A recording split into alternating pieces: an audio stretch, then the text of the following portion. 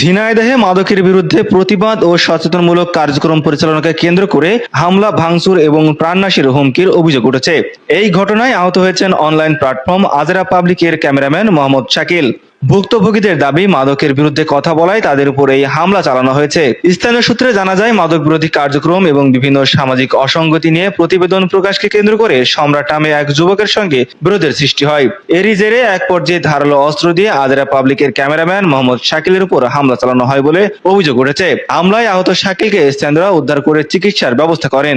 ঘটনার পর বিষয়টি নিয়ে কথা বলতে এবং পরিস্থিতি জানতে আজরা পাবলিকের কয়েকজন সদস্য অভিযুক্তের বাড়িতে গেলে সেখানে নতুন করে উত্তেজনার সৃষ্টি হয় বলে অভিযোগ পাওয়া গেছে। প্রত্যক্ষদর্শীদের ভাষ্যমতে এ সময় অভিযুক্তের পরিবারের পক্ষ থেকে হুমকিমূলক আচরণ করা হয় এবং উপস্থিত সদস্যদের ভয়ভীতি দেখানো হয়। শুধু হামলায় নয়, ঘটনার জের ধরে আজরা পাবলিকের ব্যবহৃত সরঞ্জাম, ক্যামেরা এবং অফিসে ভাঙচুর করা হয়। এছাড়া সংশ্লিষ্ট অফিস ও আশপাশের কয়েকটি দোকানপাটেও হামলা ও ভাঙচুরের ঘটনা ঘটেছে বলে দাবি করছেন ভুক্তভোগীরা। ভুক্তভোগীদের দাবি, শুধু বর্তমান হামলায় নয়, ভবিষ্যতেও তাদের মারধর ও ক্ষতির হুমকি দেওয়া হয়েছে।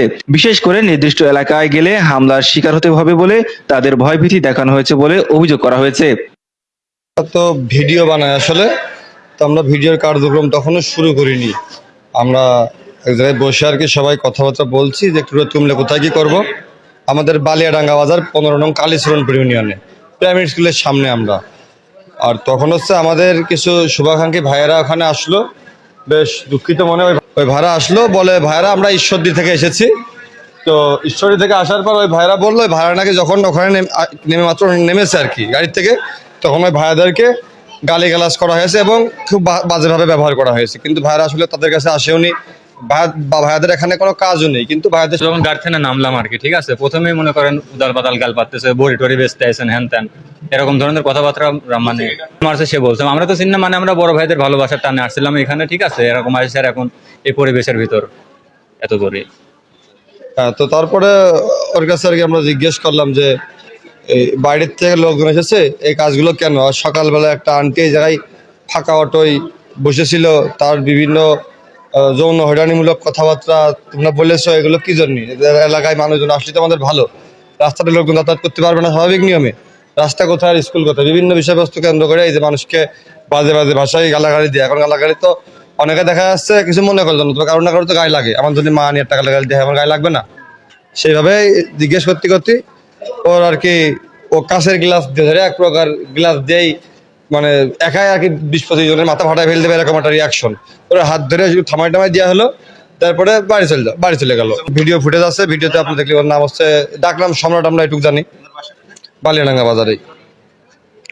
এবার একা বলতে সাথে ছিল লোকজন, তবে ওই ইয়েটা একাই করেছে। হ্যাঁ, অস্ত্র কারোর হাতে আমরা দেখিনি, যেটা অন্য কেউ করেনি, তার দোষ দিলাম নেই। এবার তখন ওই যে আমাদেরও ক্যামেরা কিন্তু চালু ছিল, ভিডিওর ক্যামেরা। তো ক্যামেরা ঘুরালি ওই দাঁড়ানে আসছে ঘুরাতে ঘুরাতে, এগুলো কিন্তু ভিডিওর ভিতরে স্পষ্ট ফুটে আছে। এবং এমনকি আজ থেকে 2-3-4 মাস আগে আমাদের বাজারে আর একটা কুপাকুপি হয়েছিল।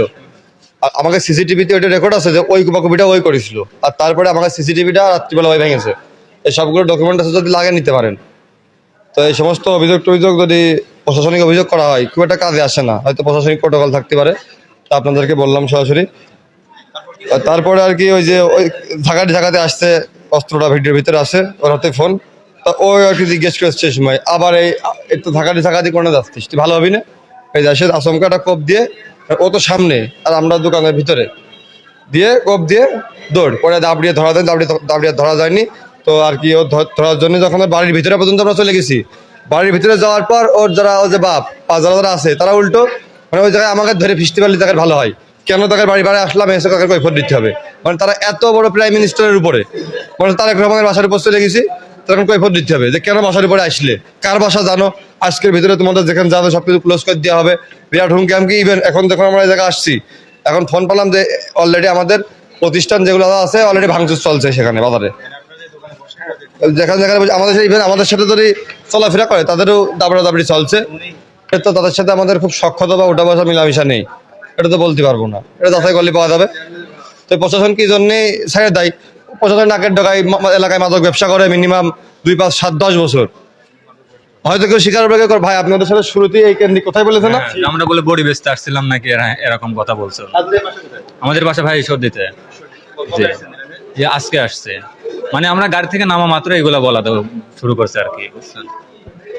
এরকমই এবং এবং গত রাত্রিবেলাও আমাদের বাজার থেকে একটা চুরি করেছে এরা, কিন্তু এই সবগুলোই ধামাচাপা হয়ে যায়, সিস্টেমে ম্যানেজ হয়ে যায়।